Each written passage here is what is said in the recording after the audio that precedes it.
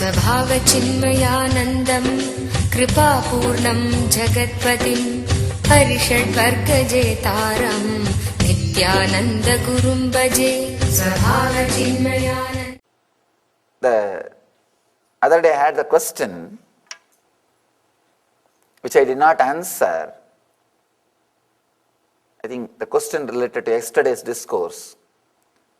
Today morning I received by email. One person says, Swamiji, the same word which you uttered in the discourse, the awakening of the non-mechanical parts of the brain leads to bliss. Same word J. Krishnamurti is using, and he is saying it leads to tremendous pain. How to reconcile, Swamiji? What is the meaning? It seems he is also using the exact word in some of his book. He did not mention which book, otherwise I would have brought the reference. He just said somewhere he also uses the same word. The awakening of the non-mechanical parts of the brain leads to pain. Understand this one example, very important example. Neither J. Krishnamurti is wrong, nor I am wrong. Understand this one example. If you take a gold coin and slowly start dipping inside the mercury, gold will dissolve into the mercury. The quality of gold and mercury is the gold will dissolve into mercury. Slowly, if you dip the gold coin, it will start dissolving into the mercury. And there will be one small part of the gold coin which you will be holding, you will be touching. That part will not melt naturally because you are touching. All other parts would have become parts of the mercury. When he says that awakening of the non-mechanical parts of the brain is a pain, he is talking from the side of the gold coin. For gold coin, dissolving is pain. I am talking from the angle of the mercury. Because I am getting expanded, I say it is bliss. Because he is getting dissolved, he says it is pain. Maybe you would have made the statement from the angle of the gold coin.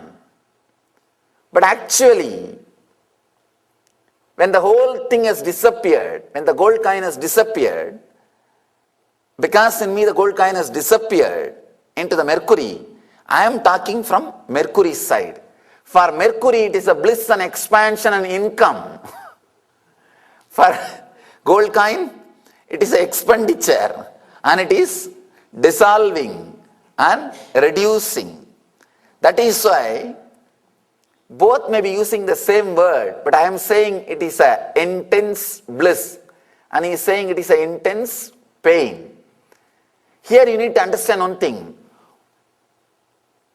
Whether his disciples or my disciples, whoever is listening with the non-portable mood, means listening to the words with the sanctity associated to the master's words, both of them will be helped.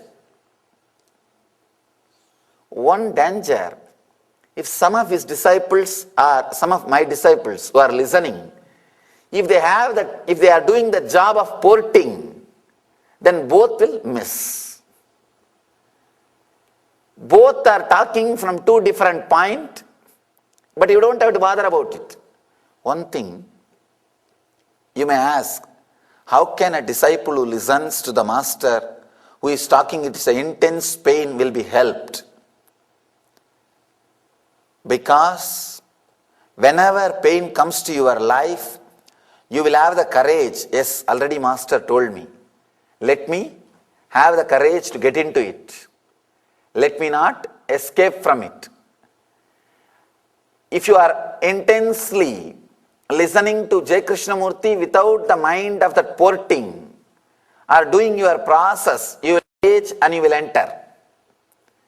If you are intensely listening to my words, when I say it is an intense ecstasy, You will have the desire and enter.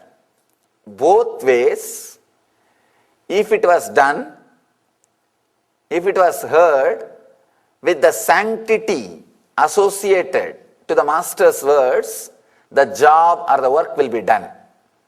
But both persons, if it was not done with the sanctity, if you are not heard, if you are not hearing, adding the sanctity to the master's words, you will miss. When J. Krishnamurti says, right listening, he means this only. That is what he means. He says, right listening is God. When you have that right listening, doing that listening with the sanctity associated to the master's words. If you are listening and doing the job of that porting and mixing, coming up with your own logical conclusions, you are missing. You are not listening in a right way, in the right direction, with the right energy. Here, this technique is a technique to give you the right attitude, intensity. Actually, if you are in high, intense energy, you will have automatically the right listening. You will be just waiting to catch one glimpse. You will be just waiting to imbibe.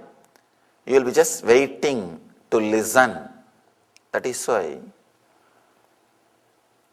masters are speaking again and again and again for years over years. Understand? I started speaking only 4.5 years ago. Buddha spoke for 40 years. 40 years, exactly 43 maybe. 43 years. But the message is same. Message is same. His first sermon and the last sermon is almost same. Message is same. Then we may think, why thousands of disciples sat every day and heard the same thing again and again and again? Because you hear and it clicks only when you are in high intense energy. Only with the intensity it clicks. You just catch and the awakening happens. Again and again, disciples are requested to listen, recommended to hear the master, so that they will stop doing that job of porting. And the authenticity to listening, the authenticity to the imbibing will start happening.